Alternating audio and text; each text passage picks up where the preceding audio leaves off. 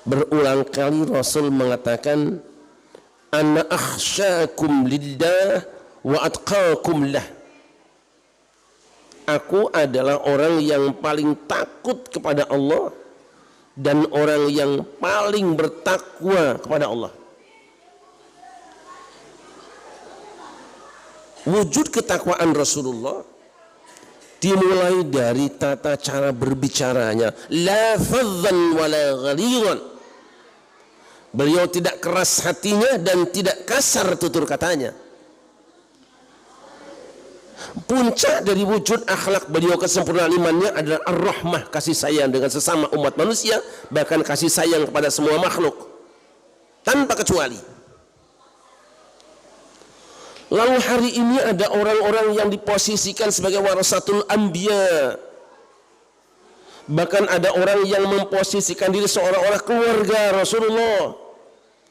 Tetapi kita dikejutkan dengan tutur katanya yang tidak santun, ucapannya yang tidak baik. Mereka tidak mengasihi umatnya, tetapi mereka jamaahnya.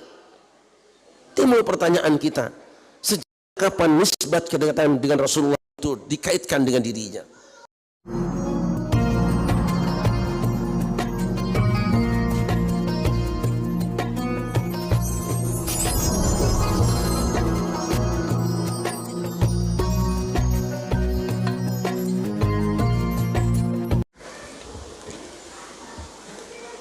Alhamdulillahi nahmaduhu wa nasta'inuhu wa nastaghfiruh wa na'udzu billahi min syururi anfusina wa sayyiati a'malina.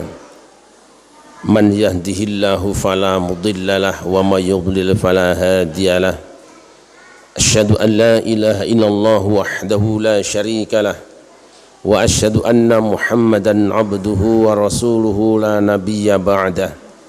Allahumma salli wa sallim ala sayyidina wa maulana Muhammadin wa ala alihi wa ashabihi wa man tabi'a hudah.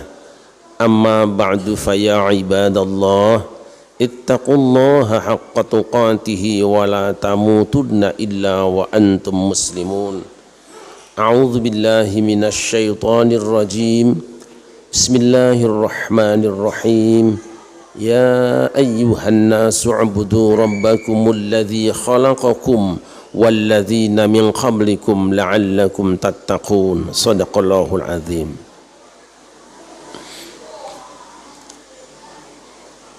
Allah subhanahu wa ta'ala menciptakan manusia dengan satu tujuan, dan tujuan itu sudah disampaikan kepada umatnya. Wa ma khalaqtul jinna wal insa illa liya'budun. Aku tidak menciptakan makhluk jin dan manusia kecuali agar mereka semua menghambakan diri kepadaku. Tujuan penghambaan itu pun jelas, yaitu agar supaya kemudian manusia menjadi orang yang bertakwa dalam pengertian yang benar. Allah berfirman, ya ayyuhan nasu u'budu rabbakumul ladzi khalaqakum walladzina min qablikum la'allakum tattaqun. Wahai seluruh manusia, perhambakanlah diri kalian kepada Tuhan kamu yang telah menciptakan kamu dan orang-orang sebelum kamu, agar supaya kamu menjadi orang yang bertakwa. Ragam pendapat para ulama tentang makna takwa, namun jika kita membaca berulang-ulang dan sesama ayat-ayat Al-Quran serta sunnah Rasulullah Sallallahu Alaihi Wasallam, kita akan menemukan bahwa takwa itu tidak kurang dan tidak lebih adalah akhlak. Hal ini diisyaratkan dalam ayat fa'alhamaha fujuraha wa taqwaha. Kami ilhamkan kepada manusia itu, jiwa itu, fujur dan takwanya. Fujur adalah kriminal dan takwa adalah kemampuan mengendalikan diri. Ma'asyiral muslimin rahimakumullah. Allah perintahkan kita sholat supaya kita selesai sholat berubah menjadi orang yang mampu mengendalikan diri dari kesombongan sehingga kita tawadhu. Allah memerintahkan kita menunaikan ibadah menunaikan zakat agar supaya kita bisa mengendalikan diri tidak memakan harta yang haram. Allah perintahkan kita menunaikan ibadah haji agar supaya kita bisa mengendalikan diri tidak diam saja untuk mencari bekal kehidupan. Dan Allah perintahkan kita berpuasa juga agar supaya kita menjadi orang yang bertakwa, mampu mengendalikan diri, tidak mengambil sesuatu jika bukan pada hak dan tempatnya. Ma'asyiral muslimin rahimakumullah. Oleh karena itu maka proses penyempurnaan manusia ini meliputi 3 fase. Fase yang pertama adalah fase pembenahan ideologi atau keyakinan yang dibahas di dalam ilmu aqidah. Hal ini diisyaratkan di dalam pembukaan ayat, ya ayyuhalladzina amanu, hai orang-orang yang beriman. Fase yang kedua adalah fase di mana iman tadi diuji dan diwujudkan dalam bentuk lahir.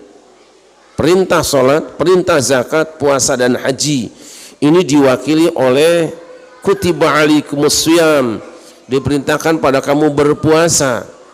Dan fase yang ketiga adalah fase akhlak, fase penyempurnaan di mana manusia harus merubah jati dirinya yang biasa menjadi luar biasa, yang diwujudkan dalam kalimat la'allakum tattaqun, agar supaya kamu semua menjadi orang yang mampu mengendalikan diri.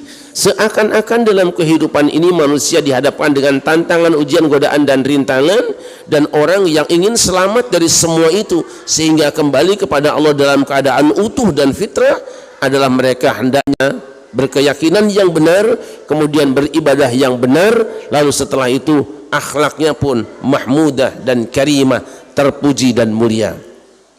Oleh karena itu Rasulullah sallallahu alaihi wasallam bersabda, innama bu'istu liutammima makarimal akhlak, aku diutus hanya semata-mata untuk menyempurnakan potensi akhlak yang mulia. Diajarkannya keyakinan yang benar, diajarkannya ibadah yang benar, puncak akhirnya adalah agar manusia yang hidup di dunia ini berakhlakul karimah, dan itu adalah jembatan menuju assalam, kedamaian. Rasulullah sallallahu alaihi wasallam juga bersabda, inna ahabbakum ilayya aqrabakum minni majlisan yaumal qiyamah ahsanukum khuluqa. Sesungguhnya orang yang paling aku cintai dalam hidup ini dan paling dekat tempatnya dengan aku pada hari kiamat nanti adalah orang yang paling baik akhlaknya. Bahkan akhlak menjadi ukuran, indikator seberapa dalam keimanan dan keislaman seseorang. Rasul bersabda, akmalul mu'minina imanan ahsanuhum khuluqa.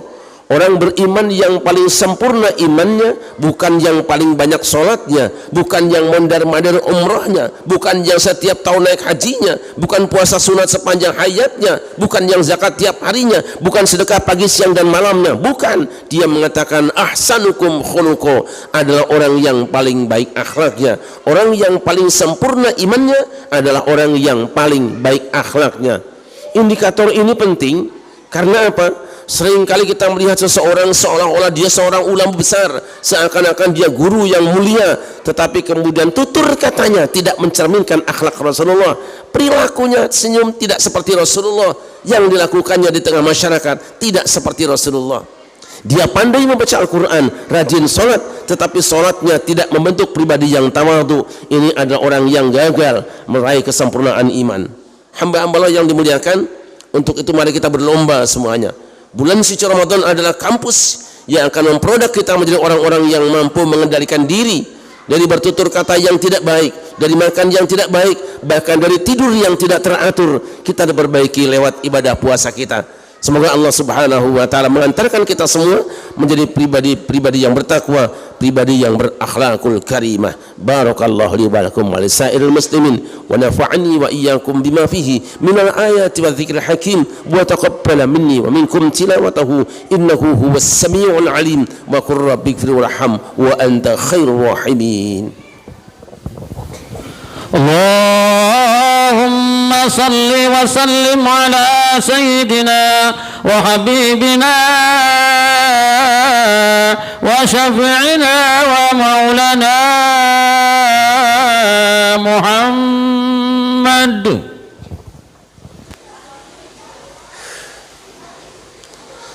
Alhamdulillahi hamdan katsiran kama amar. Asyhadu an la ilaha illallah wahdahu la syarika lah idghaman liman jahada bihi wa kafar, wa asyhadu anna Muhammadan abduhu wa rasuluhu sayyidul khalaiqi wal bashar.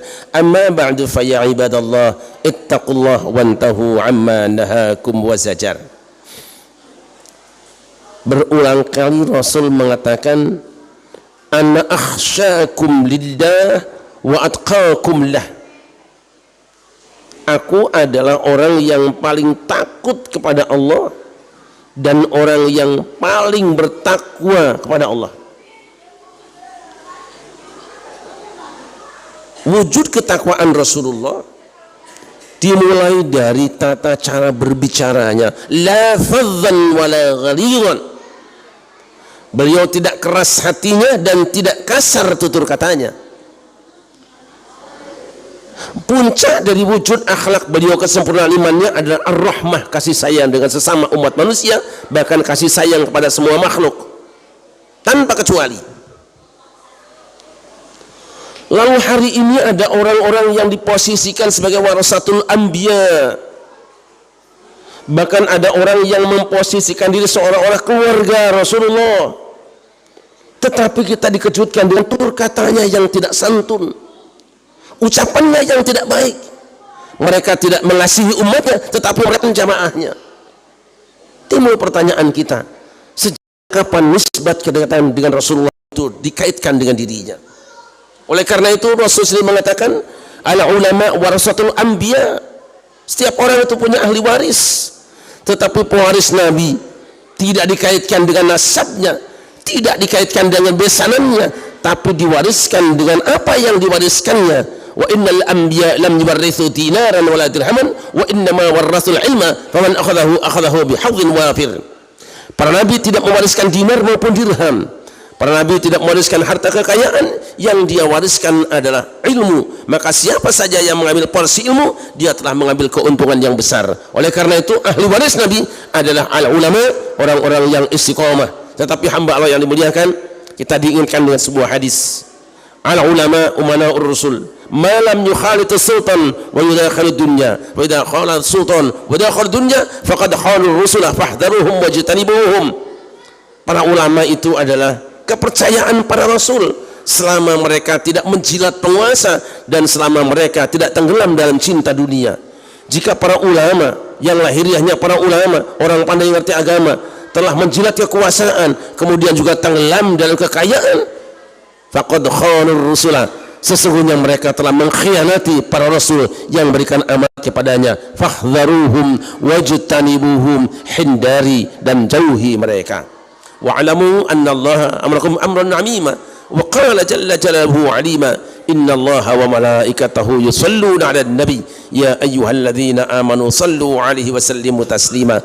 Allahumma salli 'ala sayyidina Muhammad wa 'ala ali sayyidina Muhammad sayyidil awwalin wal akhirin wa sallam radhiyallahu tabaraka wa ta'ala an kulli sahabati rasulillahi ajma'in.